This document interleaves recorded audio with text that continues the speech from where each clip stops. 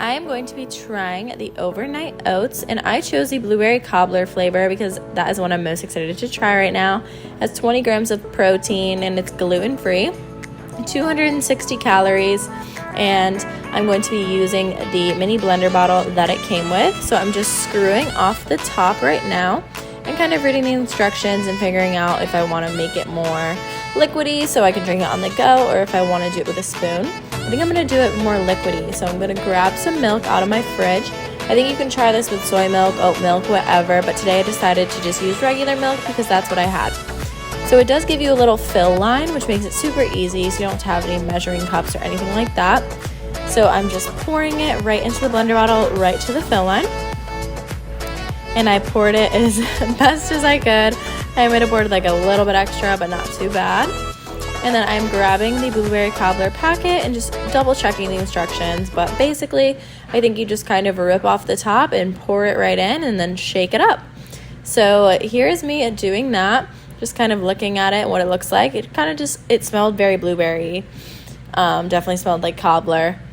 And it just looks kind of like normal oats would look, kind of like if you open an oatmeal packet. So that's before I shook it, just so you can see the consistency. You can see those two layers very clearly. And then you want to make sure that top is screwed on real tight and just give it a good shake. So I'm a bartender, so I just did that kind of a shake like I would a normal mixer or shaker. And you want to make sure the milk is really blended in there because you know how dry oats can be.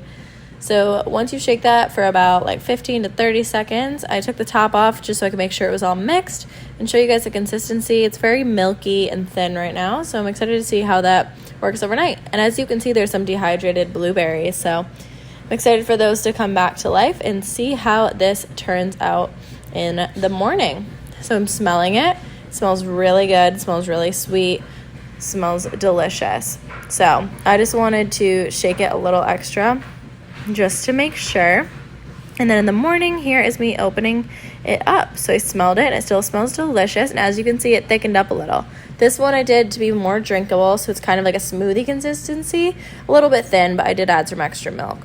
So I'm shaking it just a little more to make sure everything is mixed up. And I did leave it in the fridge overnight. So here's me trying that when it's nice and chilled. I did get some blueberries in my first sip, and it is pretty good. I can't complain. So kind of just taking a few sips. I'm going to put this in my car on my way to work and try and drink it.